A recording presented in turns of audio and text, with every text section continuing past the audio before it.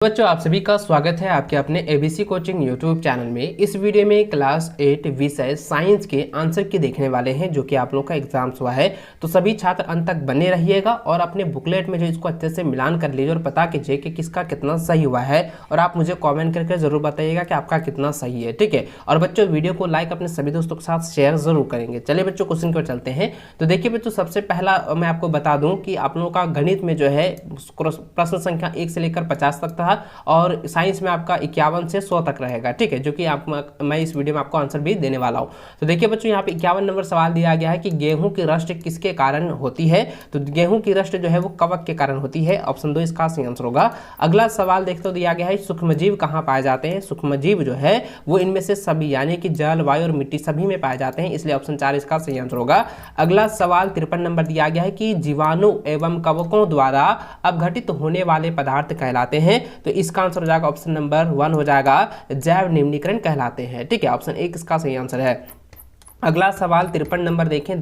53 number तो मैंने बताया ना। तो 54 नंबर देखें दोस्तों, यहाँ पे दिया गया है कि सोडियम को किस में डुबाकर रखा जाता है। तो सोडियम को जो है मिट्टी के तेल में डुबाकर रखा जाता है, यानी किरोसिन तेल में डुबाकर रखा जाता है, जिसको हम लोग मिट्टी का तेल कहते हैं। ऑप्शन 2 इसका सही आंसर है। अगला सवाल 55 नंबर दिया गया किसी पदार्थ के दहन का सहायक पदार्थ है। तो इसका आंसर हो जाएगा ऑक्सीजन। ऑक्सीजन क्या है? एक सहायक पदार्थ है दहन के लिए, ठीक है, यानी कि जलने के लिए। ऑप्शन 2 इसका सही आंसर है। अगला सवाल 56 नंबर देखें, दिया गया है कि बर्फ पर चलने पर आप फिसल जाएंगे क्योंकि घर्षण कम होगा। तो ऑप्शन 2 जो है इसका सही व सटीक आंसर होगा, ठीक है। चलिए अगला सवाल 57 नंबर दिया गया है कि कहता है किसी वस्तु की माध्यम स्थिति में के आगे पीछे होने वाली गति को क्या कहते हैं। तो आगे पीछे होने वाली गति को हम लोग कंपन कहते हैं। तो ऑप्शन जो है 3 इसका सही आंसर होगा।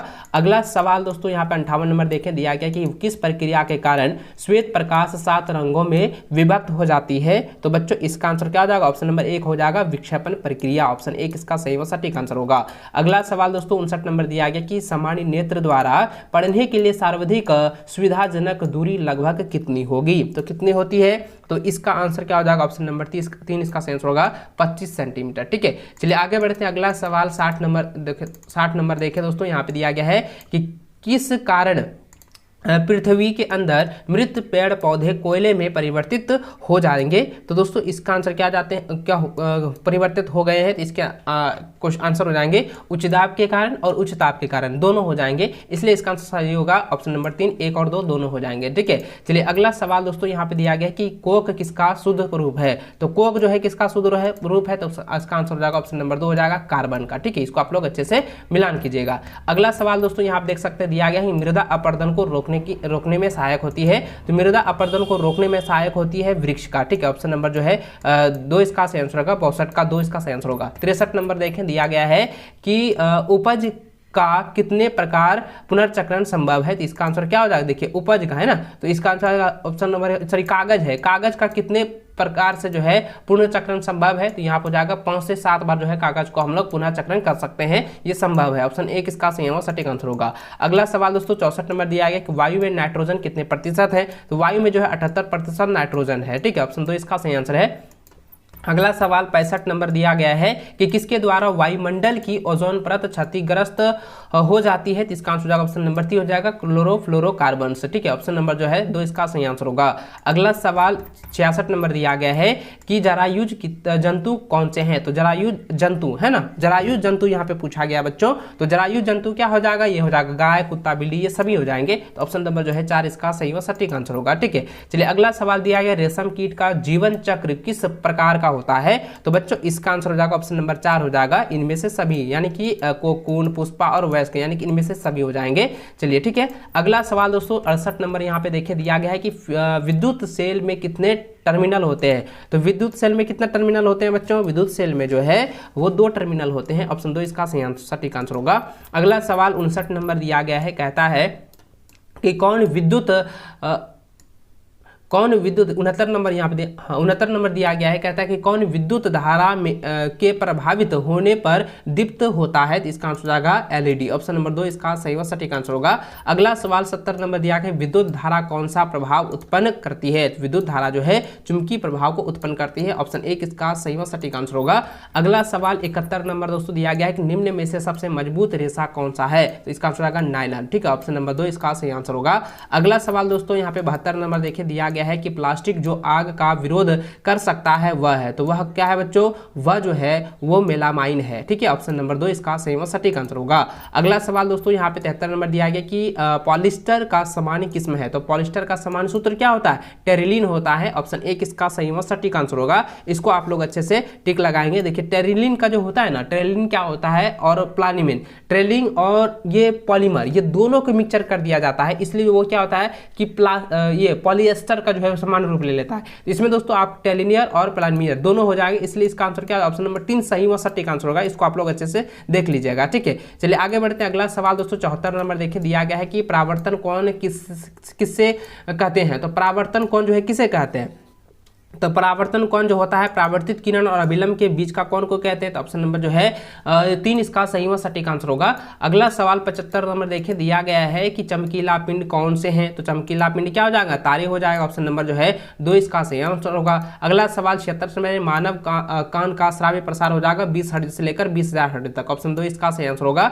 अगला सवाल दोस्तों यहाँ पे देख सकते हैं कि 77 नंबर दिया गया है कि ध्वनि की प्रबलता की माप की जाती है, तो ध्वनि की प्रबलता की माप जो है डेसिबल में की जाती है। ऑप्शन 2 इसका सही व सटीक आंसर होगा।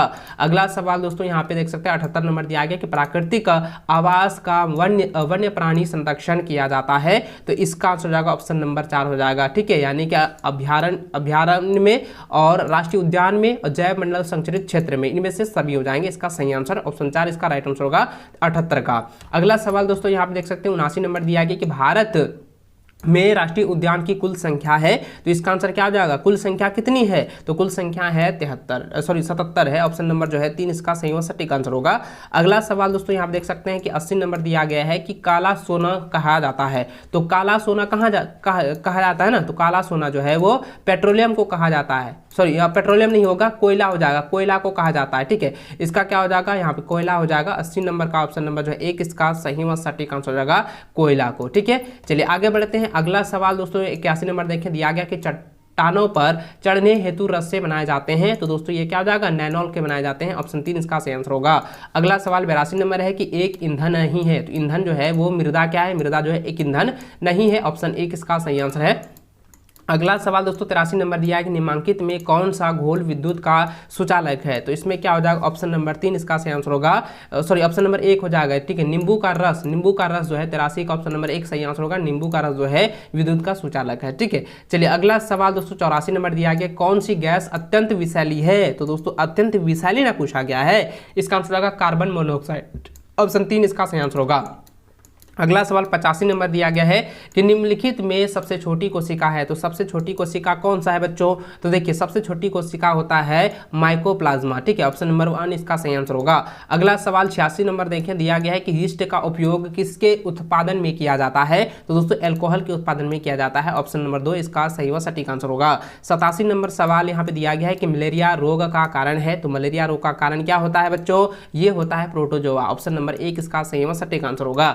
अगला सवाल 88 नंबर देखें दिया गया है कि टेस्टोस्टेरोन। ठीक है, टेस्टोस्टेरोन है, टेस्टोस्टेरोन क्या है बच्चों, तो इसका आंसर क्या हो जाएगा, ऑप्शन नंबर 3 हो जाएगा पुरुष हार्मोन। ऑप्शन 3 इसका सही व सटीक आंसर होगा।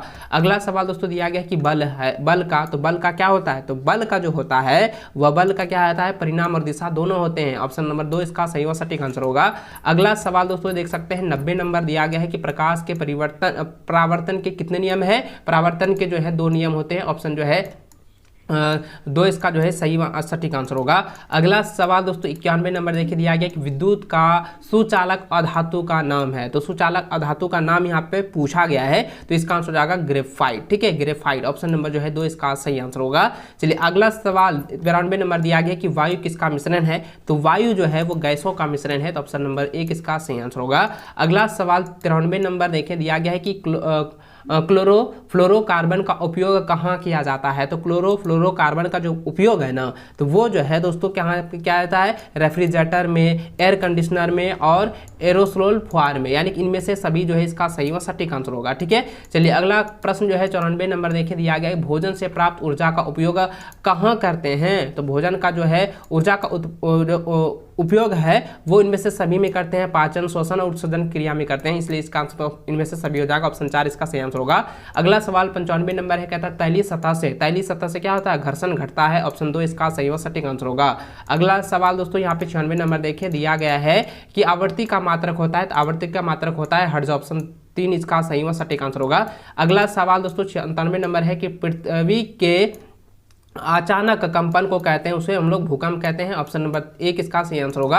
अगला सवाल 98 नंबर है, कहता है समाप्त होने वाला प्राकृतिक संसाधन है, तो इसका आंसर क्या हो जाएगा, समाप्त होने वाला क्या हो जाएगा। तो देखिए इसमें प्राकृतिक संसाधन पूछा गया ना, प्राकृतिक संसाधन क्या हो जाएगा, ये हो जाएगा खनिज। ऑप्शन नंबर 3 इसका जो है सही व सटीक आंसर होगा 98 का। अगला सवाल दोस्तों यहाँ पे 99 नंबर देख सकते हैं दिया गया है, कहता है कि क्लोरोप्लास्ट किसमें पाया जाता है, तो क्लोरोप्लास्ट जो है पत्तियों में पाया जाता है। ऑप्शन नंबर जो है 2 इसका सही आंसर होगा। अगला सवाल 100 नंबर दिया गया है कि सर्वप्रथम चेचक के टीके की खोज किसने की थी, तो इसका आंसर होगा एडवर्ड जेनर ने। ठीक है, एडवर्ड जेनर। ऑप्शन नंबर जो है 2 इसका सही व सटीक आंसर होगा। तो दोस्तों इस तरह से जो है आप लोगों का जो है साइंस का भी मैं आंसर के आप लोगों को बता चुका हूँ। इसको आप लोग अच्छे से मिलान कर लीजिएगा और मुझे कॉमेंट करके जरूर बताइएगा, और आप प्यारे हाथों से जो है मुझे इस चैनल को सपोर्ट आप लोग कर लीजिएगा, ताकि आगे भी इसी प्रकार से आप लोगों को मदद मैं करता रहूं। ठीक है, चलिए बच्चों मिलते हैं, तब तक जय हिंद, वंदे मातरम।